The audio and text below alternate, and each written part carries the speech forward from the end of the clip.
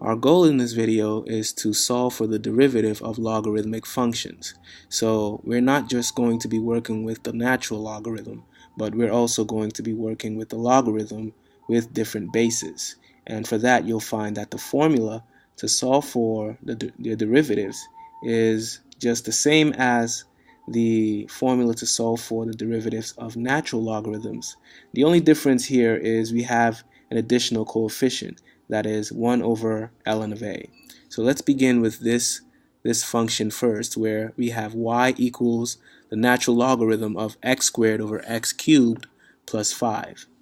So dy dx is equal to the derivative of this logarithmic function. If you look at the formula here, our derivative will then be u prime of x divided by u of x. So u of x is the entire function inside of this logarithm, which means we have to find u prime of x, which means we have to apply the quotient rule to this function. So let's just go down a bit and try to find the derivative here. Our derivative is going to be 2x times x cubed plus 5 minus x squared times 3x squared divided by the denominator squared. So that's going to be x cubed plus 5 all squared. So all we did was apply the quotient rule to this function here. So this is u prime. So this is u prime of x.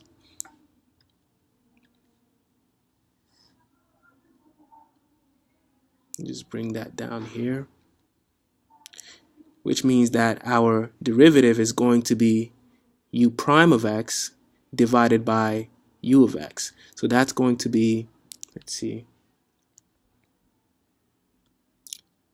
2x times x cubed plus 5 minus x squared times 3x squared divided by x cubed plus 5 all squared. Now if we're dividing by u of x, then we're simply going to have to multiply by the reciprocal of this u of x. So that's going to be x cubed plus 5 divided by x squared. So one of the x cubed cancels over here and cancels with one of the powers.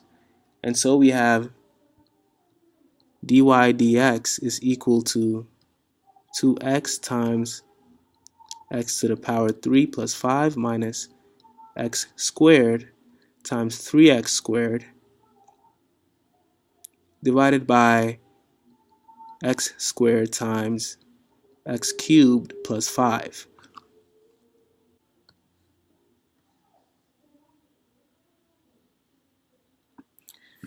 Okay, let's keep moving to this problem. Now for this problem, the formula to solve for it, as I mentioned before, is very similar to this one, except we have to multiply by the additional coefficient 1 over ln of a.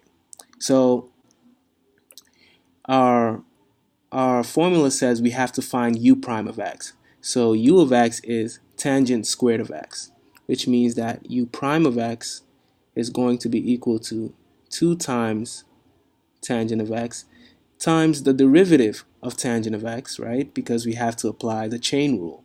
So the derivative of tangent of x is secant squared of x.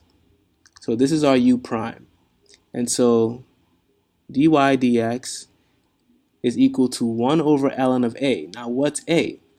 A is the base of this logarithm.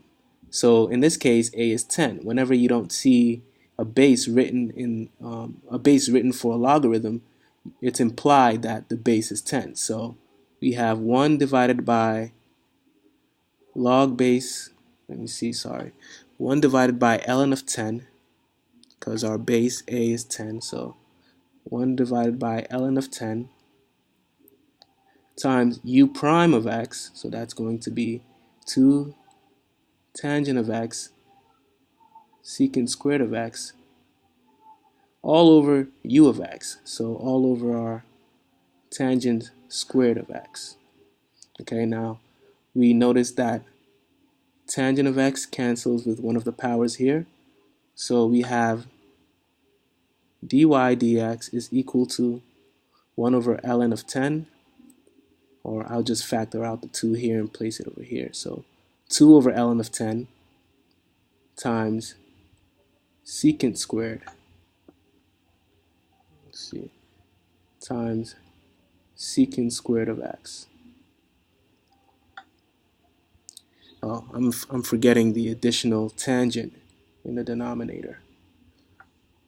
So dy dx is equal to 2 over ln of 10 times secant squared of x divided by tangent of x.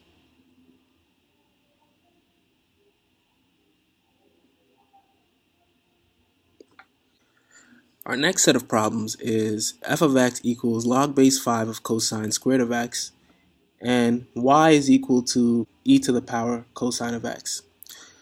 So again, we're going to use the formula we used in the last problem, and in this case it's specified that our base is 5, so ln of a is going to be ln of 5. So we first begin by finding u prime of x, because our u of x is cosine squared of x. So u prime is going to be 2 times cosine of x times a minus sine of x, because that's the derivative of cosine. So u prime of x is equal to negative 2 cosine of x sine of x, which means that our derivative, this should be df dx. So df dx is equal to 1 divided by ln of 5, ln of 5 times u prime of x. So minus 2 cosine of x times sine of x divided by u of x. So divided by cosine squared of x, which we can write as 1 over ln of 5. And let me put the minus sign outside here, multiplied by sine of x divided by cosine of x. Okay, we can just write that as tangent of x, but we'll just leave it like this for now.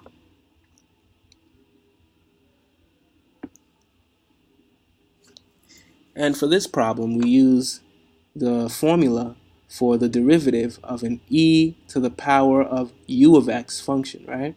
So when we have e to the power of a certain function, then our derivative is u prime times e to the power u. So u of x is then cosine of x, which means that u prime of x is minus sine of x. And so implementing this formula, we have dy dx is equal to u prime, right? U prime times e to the power u. So that's minus sine of x times e to the power of cosine of x.